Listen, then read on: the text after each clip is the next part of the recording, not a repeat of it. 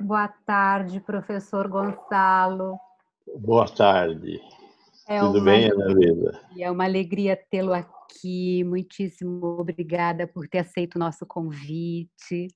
Nós estamos aqui com 274 estudantes de jornalismo de 110 escolas de todo o Brasil participando da 12ª edição do Prêmio Jovem Jornalista Fernando Pacheco Jordão.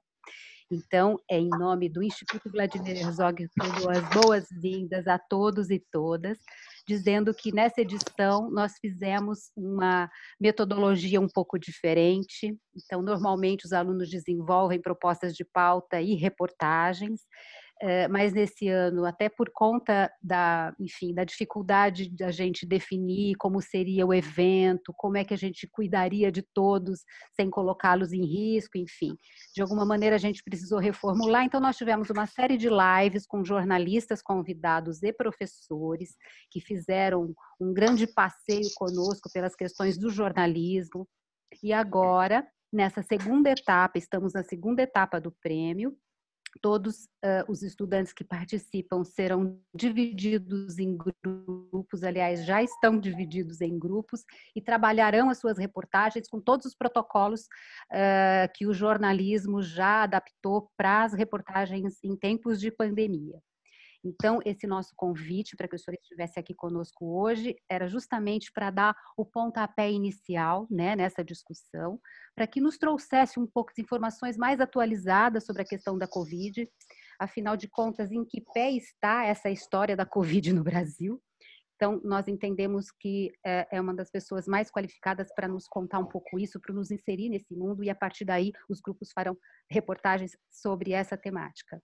Eu quero apenas apresentá-lo antes da gente passar a palavra direto. O professor Gonçalo Vecina Neto é médico, sanitarista, um dos idealizadores do Sistema Único de Saúde lá na década de 80, docente da Faculdade de Saúde Pública da USP e da Fundação Getúlio Vargas, uma das maiores autoridades em gestão hospitalar no Brasil.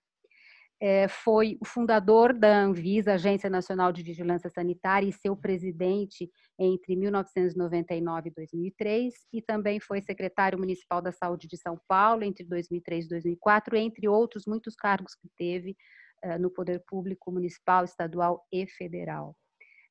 Ele também é colunista do Estadão, recentemente passou a produzir colunas importantes sobre essa questão da saúde, enfim, então é muito bom que a gente consiga, pelo menos, lê-lo durante esse período com informações bastante qualificadas.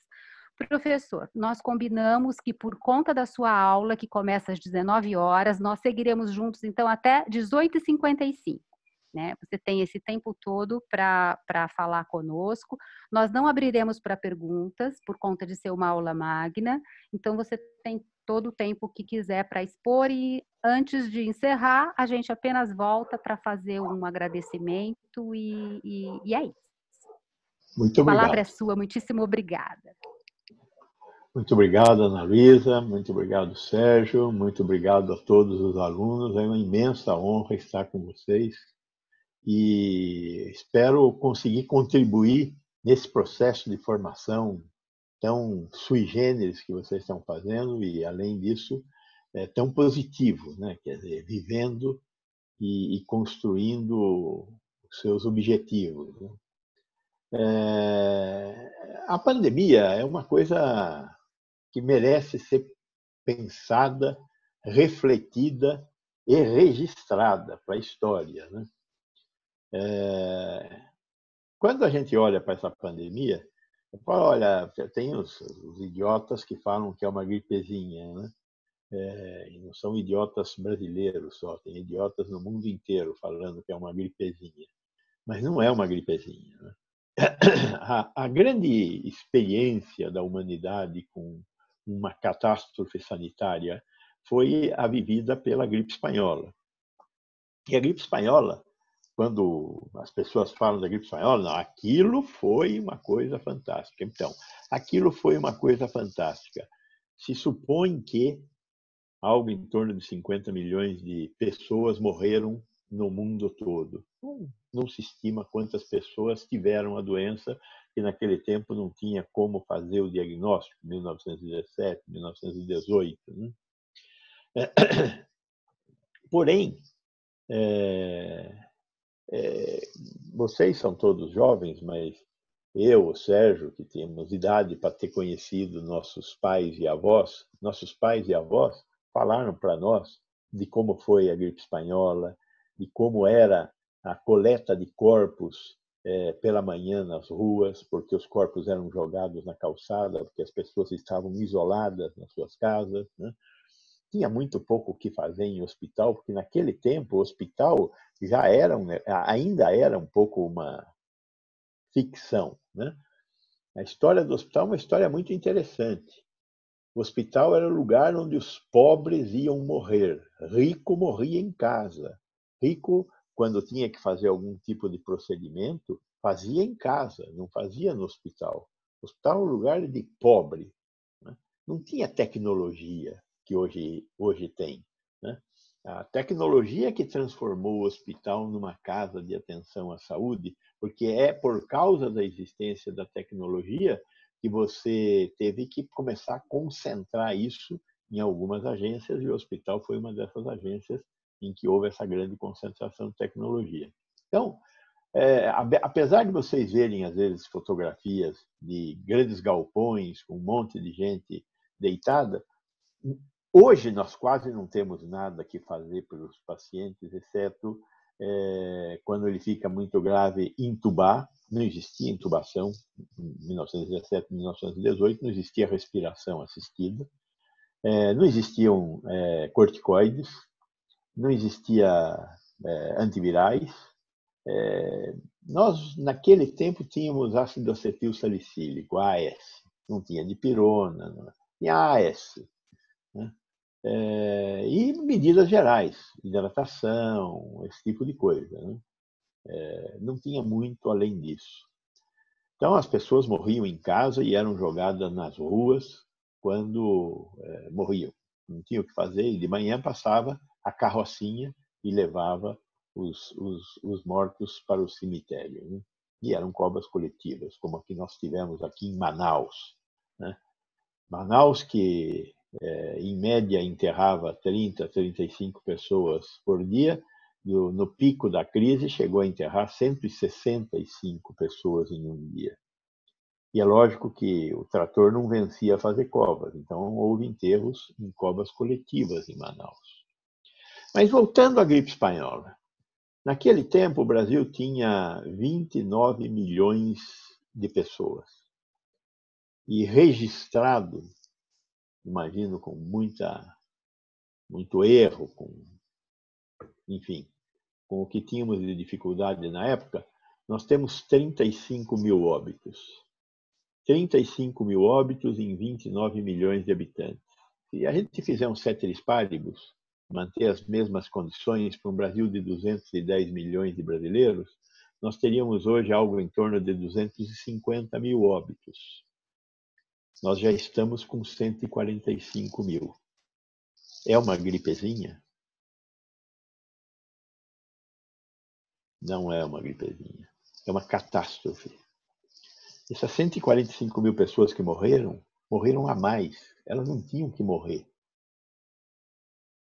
Nós temos expectativa de morte por causas cardiovasculares, por câncer, por violência. São as 3 maiores causas de mortalidade. 70% da mortalidade brasileira se explica por essas 3 causas: cardiovascular, câncer e violência. Então tem uma explicação para morrer. Agora, essas 145 mil foram a mais. Não era para ter ocorrido. E elas estão próximas desse limite. Nós vivemos até agora 8 meses. Lá atrás foram quase 2 anos. Em 8 meses nós temos 145 mil mortes. E a imunidade de rebanho? Tem um negócio chamado imunidade de rebanho. O que é esse negócio de imunidade de rebanho? Toda doença infecto-contagiosa, ela vai atingindo a população e, num determinado momento, ela atinge tanta gente que o agente infeccioso não consegue mais localizar pessoas que ainda não tiveram a doença, o que a gente chama de suscetíveis. Então, se estima para esta doença que quando 70% da população tiver tido a doença, os 30% que seriam os suscetíveis terão dificuldade para fazer o seu encontro com o vírus na sociedade. E com isso, a doença para. Acaba? Não, ela para. Ela continua, ela acha um aqui, um ali, ela vai continuar. E aí vão nascer pessoas, pessoas vão sair, pessoas vão entrar, e nós vamos ter, de novo, uma condição da epidemia voltar. Isso acontece com todas as doenças infecto-contagiosas. Acontece, por exemplo, por que a gente de tempos em tempos tem esse sufoco com a febre amarela? Porque de tempos em tempos, na mata, nós temos uma epidemia entre macacos. Então, o que a gente chama de epizootia, que é uma epidemia com bichos, né? Uma epizootia. São ciclos de 5 a 7 anos. O mosquito, o Aedes, o outro que mora lá no mato, mas é um primo, irmão do Aedes, pica os macacos que não tinham tido a doença ainda e transmitem o vírus da febre amarela. E os macacos adoecem. E uma parte importante dos que adoecem, 25%, morrem. E os que não morrem ficam resistentes à doença. E aí o mosquito vai mordendo, mordendo, picando, picando, picando, até que muitos macacos morrem e os que sobram estão imunes. E aí o mosquito não consegue encontrar mais suscetíveis. Acaba a epizootia. Aí começa a nascer macaquinho. E aí, quando eu tenho um número bom de macaquinho que ainda não teve a doença, eu tenho uma nova epizootia. Passaram-se 5 ou 7 anos. O grande medo que a gente tem é que nesses momentos da epizootia, quando você, o homem, entra na mata, ele pode ser picado pelo mosquito, pegar a febre amarela, vir para a cidade. E na cidade nós temos mosquitos, a Aedes aegypti, que pode picar o cara que está lá com a febre amarela e picar outra pessoa, e aí começar uma transmissão. É o caso índice, é assim que começa uma epidemia. Então, é provável que isso possa acontecer nesse caso. O que nós temos que pensar é que, para nós termos uma situação de não ter suscetíveis para a Covid-19, nós teríamos que ter 70% da população tendo tido a doença. Quantos por cento da população nós temos que já tiveram a doença? Pelas pesquisas de soroconversão, quer dizer, você vai e tira sangue das pessoas e vê quantas têm imunoglobulina circulando, se estima aqui no município de São Paulo que algo em torno de 25% da população já teve a doença. Então tem ainda muita lenha para queimar para chegar nos 70%. Tem 2 cidades que têm uma situação diferente: Manaus e Fortaleza. Fortaleza teve o comportamento da epidemia em Fortaleza é de um grande pico, abril, maio, e aí a queda. E a situação que nós estamos tendo lá hoje. A mesma coisa aconteceu em Manaus. Um grande pico e a queda.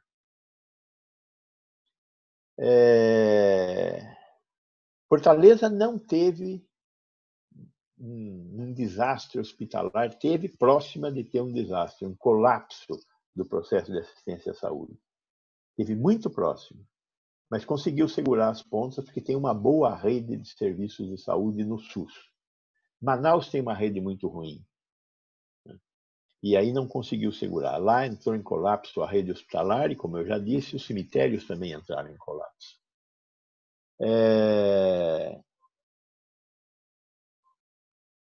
Nós estamos fazendo estudos de soroprevalência iguais este aqui em São Paulo, poucos. Tem o da Universidade Federal de Pelotas, que está fazendo em 130 municípios brasileiros, mas são ciclos de 2 em 2 meses.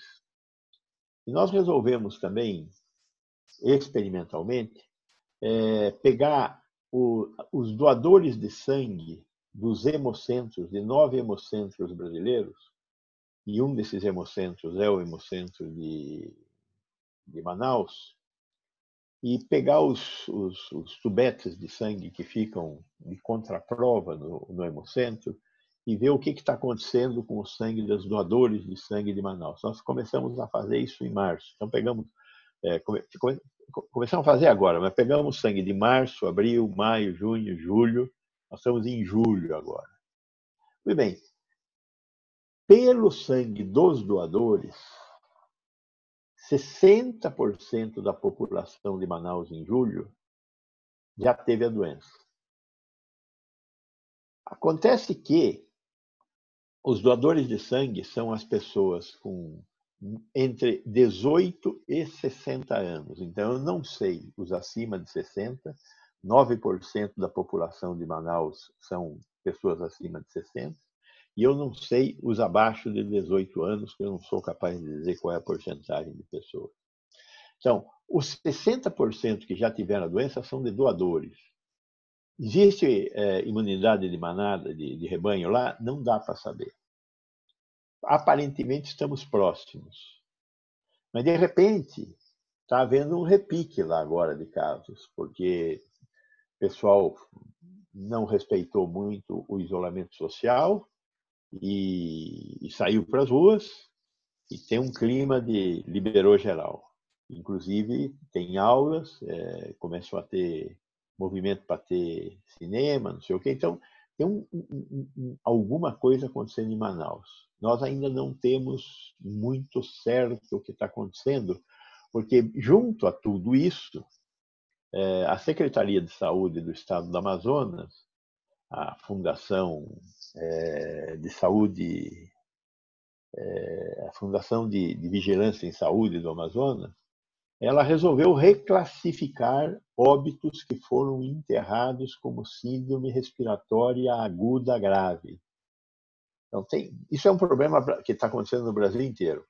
Como você só pode comprovar que uma pessoa morreu de Covid se ela fez o teste, que nós já vamos falar do teste, se fez o teste, dá para dizer morreu de Covid. Se não fez o teste, não dá para dizer do que ela morreu. Ela pode ter morrido de Covid ou de um negócio que também dá nessa época do ano, chamado síndrome respiratória aguda grave. E a Fundação de Saúde, de Vigilância em Saúde do Amazonas, está reclassificando óbitos. E aí, de repente, ela lançou 200 óbitos aqui no começo do mês. Aí, um epidemiologista que está lá da Fiocruz falou: está havendo um surto aqui, uma segunda onda. Aí a fundação disse que não. Aí o cara falou: não, vocês são tudo bolsonaristas. Aí, quando começa assim, não tem jeito, né? Então, tem alguma coisa acontecendo lá, nós não sabemos o que é, porque está uma mistura de política e o prefeito é brigado com o governador, o prefeito não dá com o presidente, o governador é bolsonarista. Então, tem mais coisas do que deveria ter lá para a gente interpretar o que está acontecendo. De uma forma em geral, o que nós temos, então, no Brasil? Fora essas duas cidades, e um pouco o Rio de Janeiro, a maioria do Brasil conseguiu fazer o que nós falamos que é o achatamento da curva. Então, quando você olha a curva de São Paulo, é uma curva suave. Não houve um crescimento muito grande de casos. Não houve um crescimento grande de casos, não houve um crescimento grande de pessoas que precisam de hospital. Essa doença, ela tem um comportamento muito próprio. A gente pode dividir as pessoas que têm a doença em 4 grupos. um grupo, mais ou menos 40% das pessoas que têm a doença, elas não sentem nada. Têm a doença sem perceber que tiveram a doença. O segundo grupo, de 40% também, tem sintomas leves. Uma gripe mais forte, dores, febre, a tal da anosmia, que é a falta de sensação de odores, dor no corpo, dor muscular, né? Um pouco de febre, um pouco de tosse, sintomas leves. 15% precisam ser internadas porque entram em algum grau de insuficiência respiratória. E vão ser internadas para fazer o quê? Oxigenoterapia, basicamente. E controles e remédios para hidratação, febre, dor. 5% ficam muito graves. Estas são a maior preocupação. E esses que ficam muito graves, geralmente são os portadores de comorbidades, já falo sobre isso, e os idosos. Esses que ficam muito graves é quem a gente tem que tentar salvar. Vão para intubação, respiração assistida. Devem começar a receber precocemente um remédio que a gente não gosta de usar quando se trata de vírus, que é corticoide. Mas se comprovou que o corticoide é importante porque ele é um anti-inflamatório e essa infecção ela tem uma fase que é uma fase de explosão inflamatória. Então, usar o corticoide tem sido muito positivo e já foi demonstrado que é muito positivo. Nessa fase também tem que usar um anticoagulante, que é a heparina. Por quê? Porque a doença começa a provocar a formação de trombos que vão dar trombose, acidente vascular cerebral, infarto do miocárdio, coisas desse tipo. Então precisa usar heparina, né? E durante esse período que você está entubado, tem que estar anestesiado, senão fica brigando com a máquina, então tem que estar anestesiado. Essa é uma das razões pelas quais vocês ouviram falar que de repente está faltando heparina, de repente está faltando relaxante muscular e anestésico, né? A anestesia é uma combinação de um agente que faz você dormir com um agente que faz você não se mexer. Então, o relaxante muscular mais o anestésico. 5%, esses 5%, grande parte da mortalidade ocorreu aí. No começo dessa crise, mesmo nos bons hospitais, nós não sabíamos tratar esses doentes. A mortalidade de quem ia para a UTI era de 90%. A cada 10, 9 morriam. Hoje, nos bons hospitais, a mortalidade se situa em torno de 15% a 20%. A cada 10, 1,5 morrem. Né? Que é uma mortalidade muito acima da mortalidade geral das UTIs, em tempos normais. Por quê? Porque é uma doença muito importante para esses 5% que vão para a UTI. Na população em geral, como é que a doença afeta a população em geral? Então, tem esses 4 comportamentos. Aí, quando você olha na população de 0 a 40 anos, a mortalidade nessa população é de 2 pessoas a cada 1.000 pessoas que têm a doença. 2 em 1.000. Quando você está acima de 80 anos, a mortalidade é de 15 em 100. 15 em 100. Então, é uma mortalidade estúpida nos idosos. E nos portadores de comorbidade. O que é comorbidade? A obesidade é uma comorbidade. O obeso é um sujeito que tem um processo inflamatório crônico. A gordura ela é um problema importante para o corpo. O corpo briga com a gordura. Então, a obesidade é um problema muito sério do ponto de vista inflamatório e nessa epidemia também. As pessoas portadoras de doenças cardiovasculares, hipertensão, insuficiência cardíaca, de diabetes, importante a diabetes, e principalmente porque a diabetes acaba mesmo estando associado à hipertensão. Quadros de insuficiência respiratória provocados por doenças bronquiolares, asma, por exemplo, doença obstrutiva pulmonar crônica, né?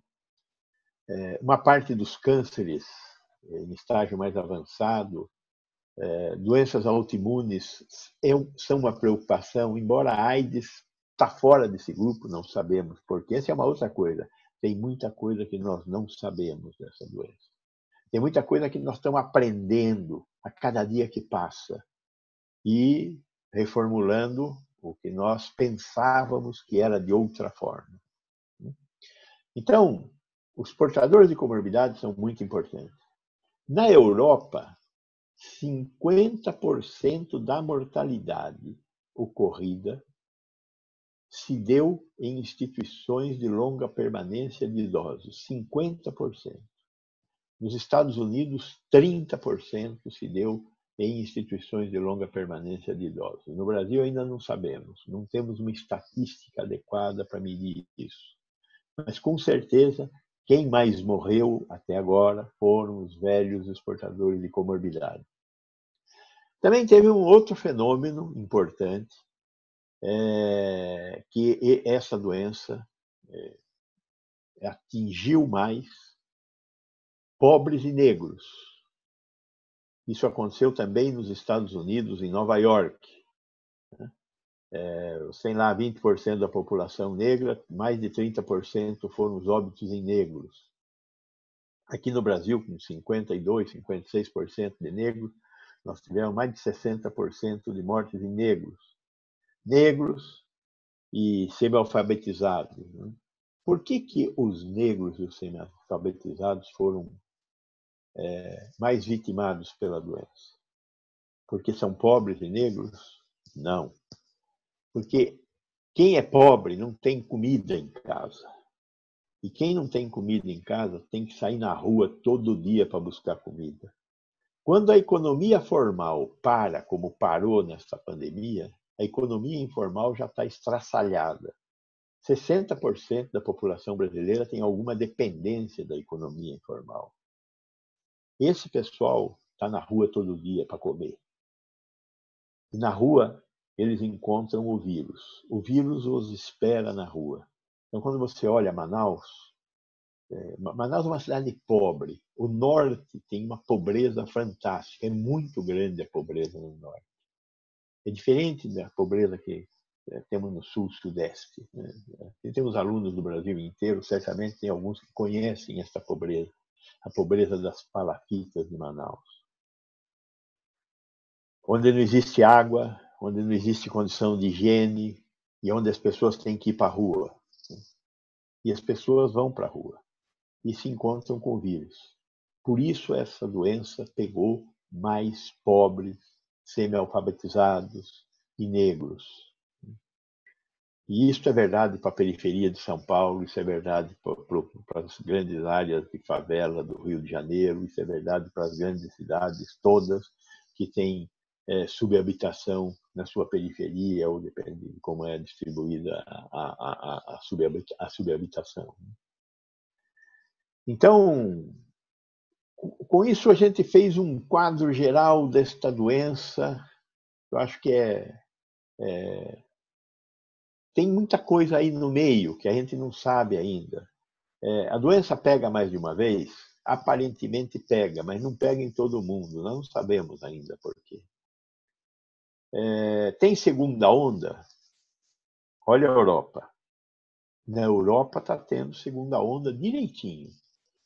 Os italianos e os espanhóis sofreram uma primeira onda dramática, com colapso de hospitais.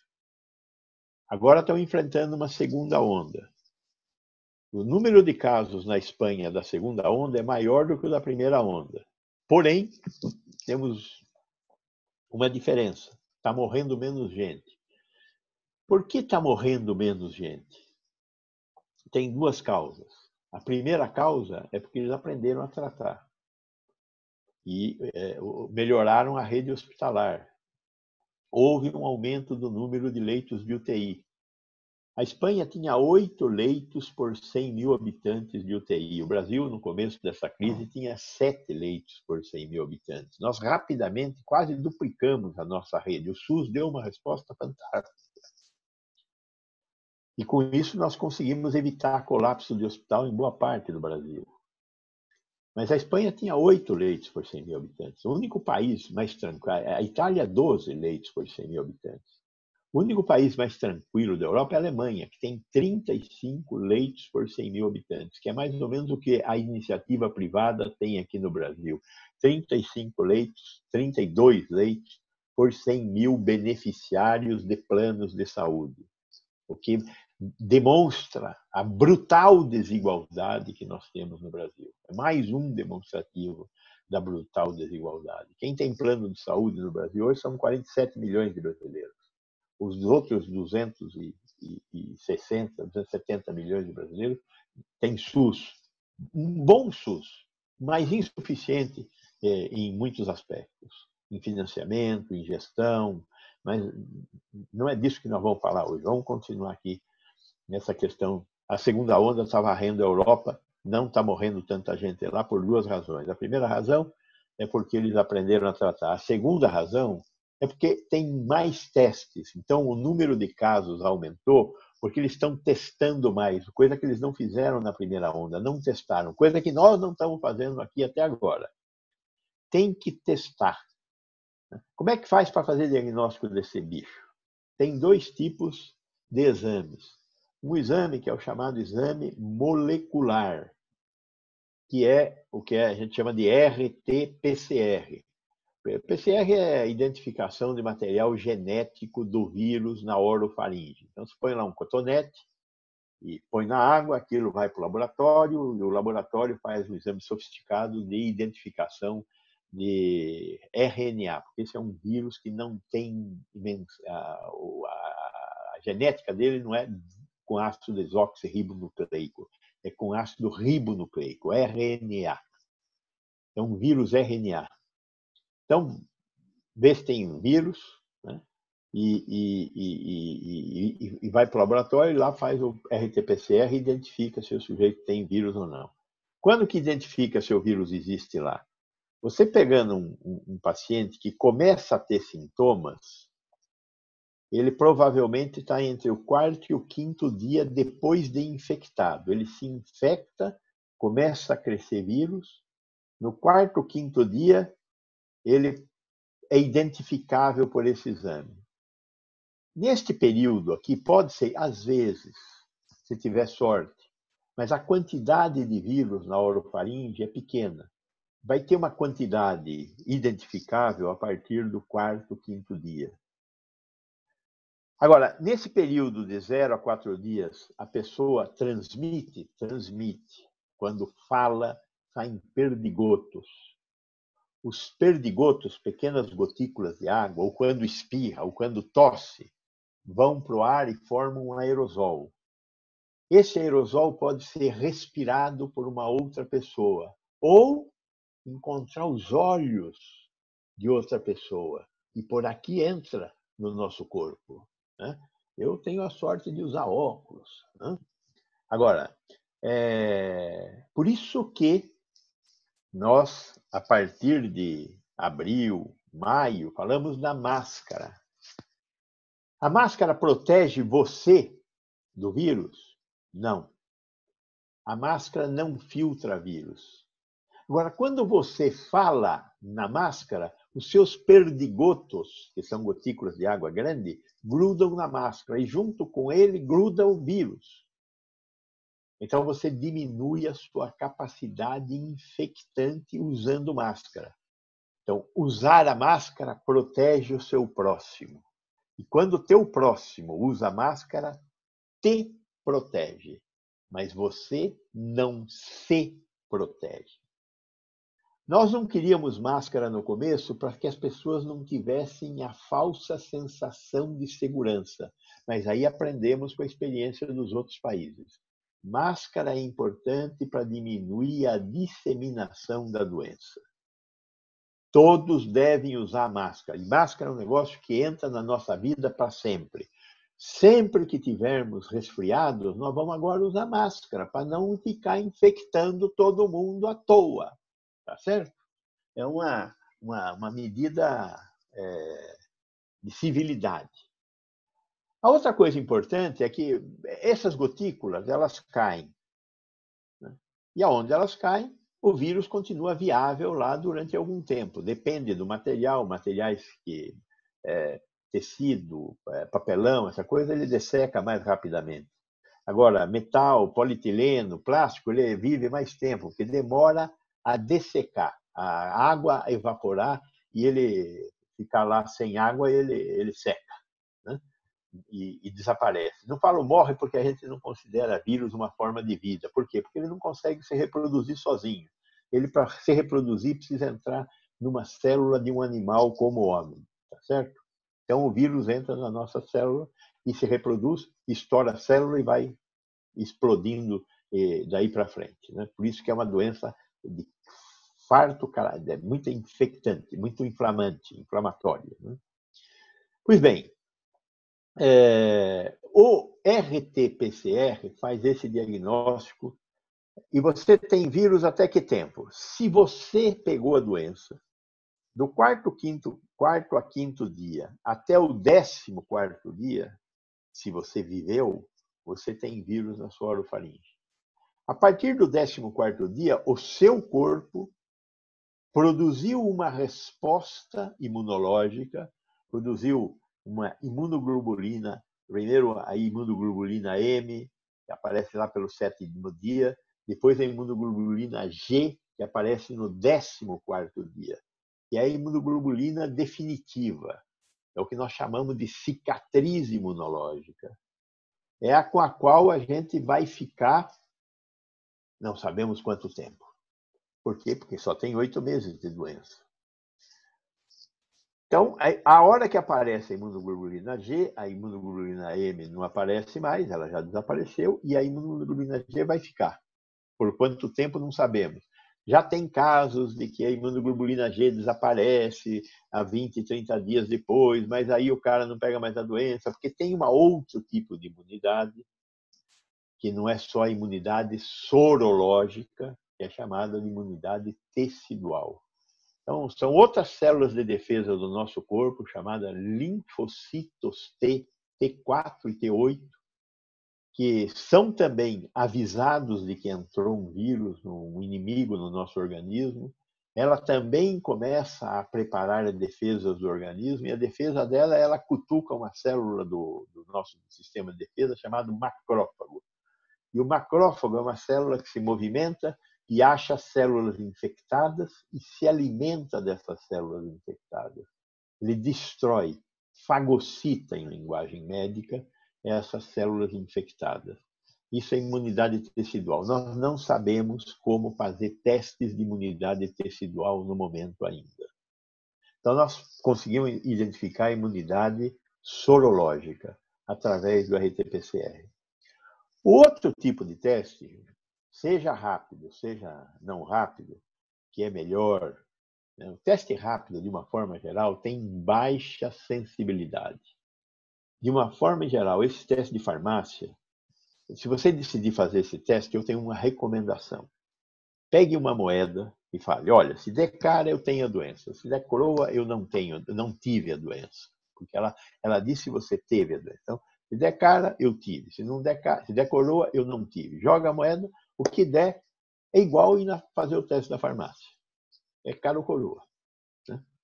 Bobagem. E além do que, o que o teste da farmácia diz? Diz se você já teve, não diz se você vai ter. Então, do ponto de vista de saúde pública, eu quero saber quem está tendo a doença, porque esse é um contaminante, é um transmissor, e eu tenho que isolá-lo. É isso que a Europa está fazendo agora. Identifica, então, pega um cara que está lá no centro de saúde, na unidade básica, está com febre, está na unidade básica, está com febre, faz o teste. Positivo, vai embora para casa, porque o teste fica pronto no dia seguinte.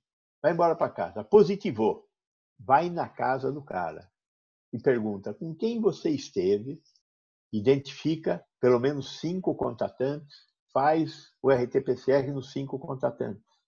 Identifica novos casos, cria uma cadeia de casos. E todos que forem identificados têm que ser isolados.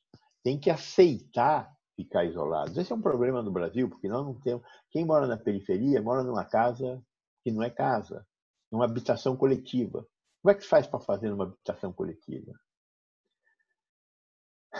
Não está resolvido isso, mas nós temos que testar mais, identificar mais casos e pedir para que as pessoas ficassem isoladas e saber que essas pessoas podem estar infectando outras pessoas, né? E essa é uma coisa também importante que nós teríamos que estar fazendo, que é acordar as nossas unidades básicas de saúde, a estratégia da saúde da família, né? Que é onde a população tem que ir. Nós paramos no início da nossa crise sanitária o funcionamento da estratégia de saúde da família. Por quê? Porque faltou equipamento de proteção individual. Máscara, face shield, aquele negócio de acrílico, avental, luva. Precisa disso para o trabalhador de saúde. Agora está começando a normalizar. E aí o trabalhador de saúde tem que voltar a trabalhar, né? E os pacientes têm que ir na unidade básica de saúde. No começo a gente falava, não vá na unidade básica de saúde. Por quê? Se você não tiver a doença, lá é o lugar certo para encontrar alguém que tenha a doença. Agora, nós temos uma notícia para as unidades básicas de saúde. Nem todas estão funcionando desse jeito. Mas nós falamos para eles, olha, prepare um lugar para atender quem é suspeito de Covid, para que não se misture o suspeito de Covid com o que vai lá ver a hipertensão, diabetes ou câncer. Porque não podemos parar de atender hipertensão, diabetes ou câncer. Então tem que voltar a atender. Mas tem que atender também o portador do vírus. Tem que fazer o RT-PCR. Tem que dizer para o paciente como é que trata. Tem que dizer para o paciente quando é que ele vai para o hospital. E tem que fazer a oximetria, porque esse é o diferencial dessa doença. A oximetria é um aparelhinho que você põe na ponta do dedo e diz qual é a saturação de oxigênio. Saturação de oxigênio normal nossa é em torno de 98%. No paciente da Covid, ela cai. E às vezes cai e o paciente não percebe que caiu. Está em 85%, que é um drama desgraçado, e ele não percebe. Só que com 85% tem que ir para o hospital, fazer oxigenoterapia. Ou vai morrer em casa, sem dar um pio. Então, tem que ir na unidade básica, tem que fazer oximetria. Ou então a equipe de saúde da família pega o oxímetro. Hoje, todas as unidades básicas de saúde do Brasil receberam oxímetros doados. Tem pelo menos 2 oxímetros em todas as unidades básicas do Brasil, nas 50 mil unidades. Né? Não tem internet. É uma desgraça isso. Não tem internet. Só 12% das unidades têm internet. Mas tem oxímetro. Então dá para usar o oxímetro. Aliás, é uma ideia boa isso também, da gente, vocês que estão nessa luta de ser repórter, se unir às unidades básicas de saúde lá da sua região e tentar criar algum modelo de comunicação da unidade básica com a comunidade local, criando grupos de WhatsApp, que esse povo da saúde não sabe fazer esses negócios, né? Vocês podem se transformar em agentes multiplicadores da notícia, das boas novas, dessas questões todas que vocês estão estudando, para levar à comunidade um jeito melhor de sobreviver a esta epidemia. Existe um jeito melhor de sobreviver a esta epidemia. E boa parte da resposta para isso está na atenção básica, na estratégia da saúde de família, nas unidades básicas de saúde. Então, está aí uma ideia, uma boa proposta para vocês fazerem. Vejam o que dá para fazer. Eu não sei, mas vocês devem saber. São jovens que são cheios de ideias, jovens são sempre cheios de ideias. Nós é que cansamos de ter ideias, de errar e não fazemos mais nada, né? Então, o exame sorológico vai me dizer quem teve. Eu não quero saber, como sanitarista, quem teve. Eu quero saber quem está tendo ou vai ter. Por isso, esse exame é um exame que está aí, mas serve para fazer inquéritos sorológicos, como os que nós estamos fazendo nos hemocentros e como esse que está sendo feito aqui em São Paulo pelo Laboratório Fleury e pela Universidade Federal de Pelotas, nessas 130 cidades brasileiras, para acompanhar a soroconversão, ou seja, o número de pacientes que já tiveram a doença. Falamos como é que é o comportamento da doença, quem ela mata mais, como é a doença, como faz o diagnóstico da doença. Vamos falar um pouco de futuro. O que nos reserva o futuro? Primeiro, daqui até o fim do ano, nada diferente. Temos que tomar cuidado com o crescimento do número de casos. Não podemos agredir a rede de serviços de saúde. Temos que reduzir o número de casos. Isso significa isolamento social, particularmente para velhos e portadores de comorbidade. Uso de máscara. Distanciamento social quando em público. Não criar aglomerações. Não juntar gente em bar. Né?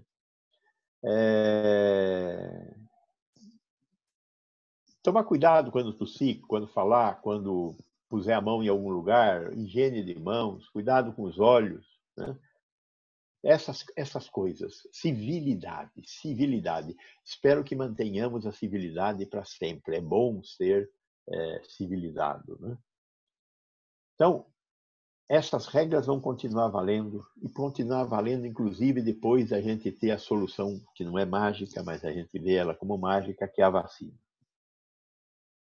A vacina está aí? A vacina está aí. Vai ter vacina? Eu não tenho a menor dúvida de que vai ter vacina. Só que vacina não vai ser a solução mágica. Primeiro que nós não sabemos qual é a imunidade que ela dará. Tem diferentes apostas. 50%, 60%, 70%, tem diferentes apostas. Diferentes tipos de vacina. Nós não sabemos qual é a vacina que vai chegar na frente. Né? A chinesa é uma boa vacina, só que é feita de vírus inativado. É uma vacina que nós conhecemos bem, porque nós temos vacina de vírus inativado, a vacina da gripe, a vacina da raiva. Né? Só que ela dá uma imunidade que dura menos tempo. Né? Então, tem as outras vacinas, como a da AstraZeneca Oxford, que é uma vacina feita de vetor viral. Essa é uma vacina nova, nós não conhecemos. É um novo jeito de fazer vacina. Tem várias outras iguais a esta, Moderna, Pfizer, estão fazendo um vetor viral. Você pega um vírus DNA de macaco ou de homem, tem as duas possibilidades, e dentro do vírus você coloca um pedaço do vírus da Covid. É uma proteína que estimula o nosso sistema imunológico a produzir um anticorpo. Então, todas essas vacinas estão aí, a maioria delas precisa tomar 2 doses, só tem até agora uma, que é uma dose só, que é a da BioNTech, mas estamos acompanhando. Né? Teve aquele soluço com a vacina da Oxford, teve lá um caso de uma doença rara que deu num paciente, se identificou que não tinha a ver com a vacina. Então, continua fazendo o teste da fase 3. Uma vacina precisa, para ser desenvolvida, pré-testes, ser desenvolvida em não ser humano, depois entra em fase 1, fase 2, fase 3.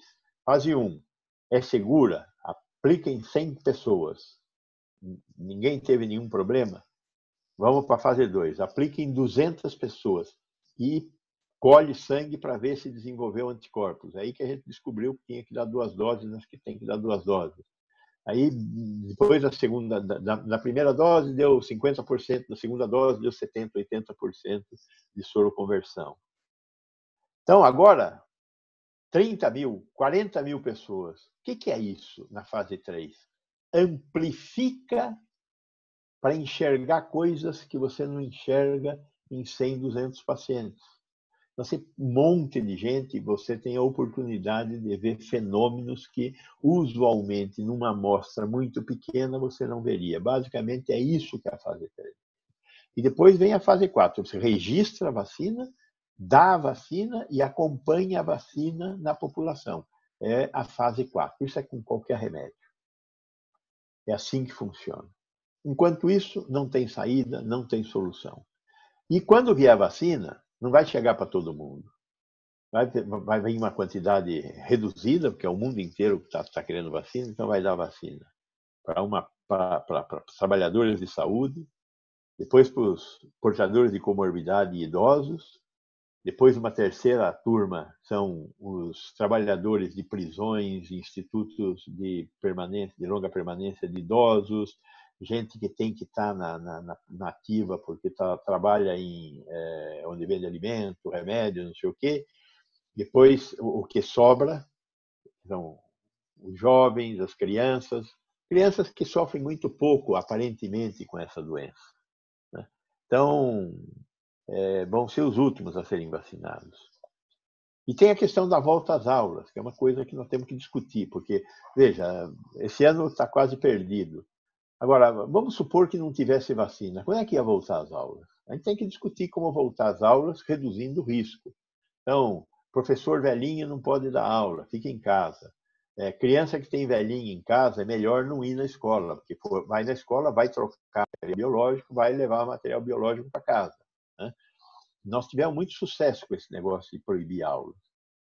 Os pronto-socorros infantis estão vazios esse ano, porque as crianças não vão na escola, não trocam material biológico e não pegam a sua gripe, seu resfriado, sua bronquiolite de sempre, né? Quem tem irmão pequeno, irmã pequena, viu que esse ano ficou menos doente do que nos outros anos.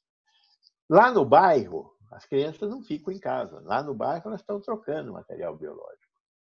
Mas é diferente de muitos lugares irem num único lugar, no recreio, aquela trocação de material biológico. Então, mas nós temos que decidir voltar às aulas.